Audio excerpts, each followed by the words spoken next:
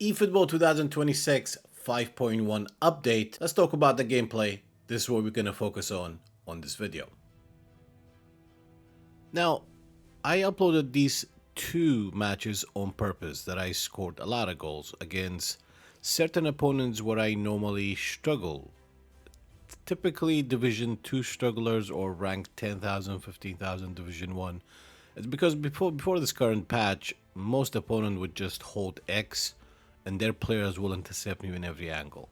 Now the first thing you've noticed with this current patch is that I can say defense is more manual in a sense of the right stick switching. It's way more important than using matchup. For example, very often all I have to do, what I've noticed in my experience playing, and I've seen top tier players playing and I played against them.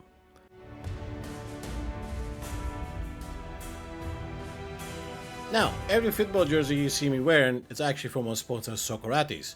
You don't want to miss it out, check it out. Whether you like your sportswear or generally football jerseys, this particular website, Socrates, I buy them for myself as well. I'm a user.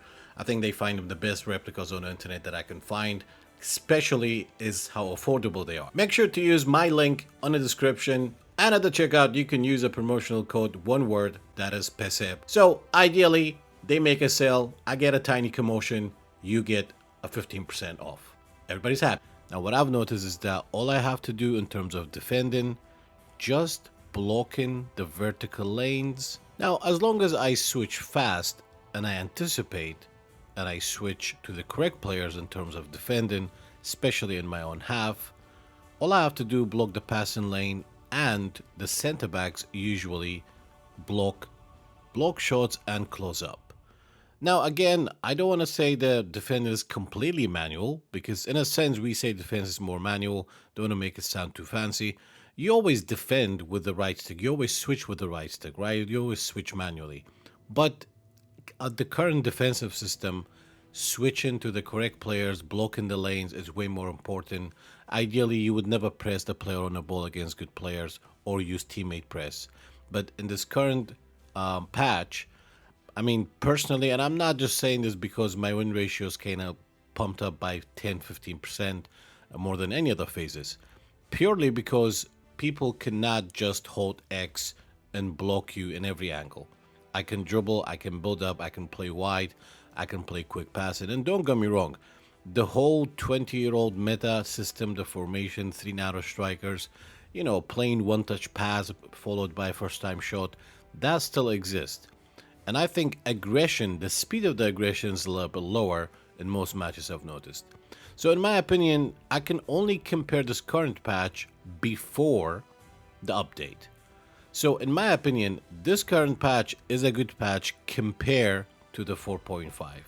So before the eFootball 26 title update, the patch before that, in my opinion, was horrendous. So I'm only comparing it to the previous patch. This is a good patch in my opinion. But I also don't think it will last. I think eventually they will revert back into a mindless, aggressive, hyperactive kiddie mobile game. Now I understand some of you guys are not happy with this patch, but the majority of people, especially the people who actually wants to play the game rather than beat the game, I think most people are enjoying this current patch in a sense. Because ideally, I mean, regarding the balancing, regarding the, you know, everything, almost everything they add and remove, it leans towards less experienced players. Because let's be honest, there are way less experienced players than unexperienced players, because the percentage is very high for people who just grabs the pad, wants to run with Mbappe and shoot blindly, defend blindly, just aggressively press buttons. And I see these type of opponents often, and often they still give you a hard time. So in my experience, it's like most matches is either a good opponent or a difficult match. However, what the biggest difference for me in this current patch is, I can comfortably dribble. If I'm going to wrong foot a player, he's gone. If I'm going to do a little finesse dribbling and accelerate, that's it. The slow defender is gone. And speed stands out a little bit. Definitely stands out compared to the previous patch. Even for your center backs, you have to retrain most of your players with higher speed, especially if you play possession or quick counter. And there's a reason why I think in this current patch, possession game is almost meta. Ideally, usually it's always the quick counter or long ball counter. But one of the things, personally, I find it very. I mean, it's almost like the player ID is completely dead, considering that every single player can do a Marseille turn, whether he has the skill or not. Now, of course, players who has the Marseille turn skill and higher technique, they can execute it better. And of course, better players can defend Marseille turn better, in a sense. And I get it. I don't want to compare it to real life football. In real life football, every professional player can do a Marseille turn. But on eFootball, we're talking almost every player can do it like Zidane. But the meta of dribbling still stays the infamous, I think they call it test cancel, but that dribble cancellation, the motion cancel, has been in the game for years. Even on PES back in 10 years ago, it still existed. Now, people came up with this extreme motion cancel dribbling is because the AI was so strong. People will just hold X and they will block you in every angle. It was ridiculous. So meta players came up with a extreme super cancel dribbling, where there's a diagonal double touch and variations of it. And I think in this current patch, I enjoy doing R9 scissors. I enjoy doing a Marseille turn in a sense. But again, one of the main things is standing out. It's how you defend. It's nothing unusual, but the focus is more on switching to the right player and let the teammate do the job.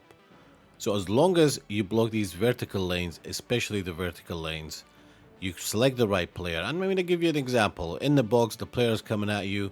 Most of us experienced players, we know to never touch your center back unless it's necessary, or never take a touch with a center back under pressure, and so on. These are the basics on defending, in my opinion. But ideally, all I have to do is just hold a midfielder or a DMF, block the vertical passing lane. Even if that player doesn't block the pass, at least the center back's in the correct position to mark the next player.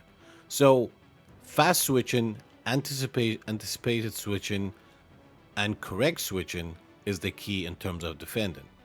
But also very often, I try to block the lane. I have Nesta, I have Araujo. These are fast players with incredibly high defense and correct positioning. Sometimes they can let you down and concede a silly goal because Nesta with 101 defending decided not to react, for example. So things like that will happen. But consistency right now, I would say I like the way defending works. And I'm pretty sure it will not last. And it's kind of unethical because if noobs struggle, you gave them smart assist. And they even buffed up smart assist actually. And they changed certain things to make it less visible that the user is using smart assist. Like they changed the power gauge, for example. Before that, we can instantly tell. Now you have to pay more and more attention to realize whether he's using smart, opponents using smart assist or not. And another topic, there are two major things I want to talk about. We talk about cover the defending, but the another thing is dribbling, which is kind of gets me back to defending at the same time. Now most people think dribbling is better. In my opinion, dribbling is still the same. The only difference is the speed of the aggression of players. Because people can't just hold X and block every angle, that gives you the illusion that dribbling is better. I don't think they've changed anything major in terms of the inertia, but it's a nice feeling where you can have a little bit more freedom on how you play. You can actually trust your high technique players on the ball to take on players, as long as obviously you don't have delay. So whether you think dribbling is better, or in my opinion, I think because the way the defense is right now, it gives you an accurate and correct dribbling variations in a sense without you getting blocked in every angle. And as long as, of course, I mean, if you watch real life football, for instance, somebody like Sergio Busquets, watch clips of Sergio Busquets. That's ball retention. I think when you hold the ball and opponent goes right, you go left. He goes left, you go right, until they press you and you pass. That's basically ball retention, holding the position. That's not technically dribbling. Dribbling is what R9 does basically. And I do like the fact that combination, like there are certain dribbling methods that I really personally love. is that simple step back with the finesse and then accelerate to a side. Because realistically speaking, I love certain movements in real life football. Opponent comes at you or you slow down, like Mbappe does it in real life. What Mbappe does, he makes sure he slows you down fully and then accelerates because he can beat you.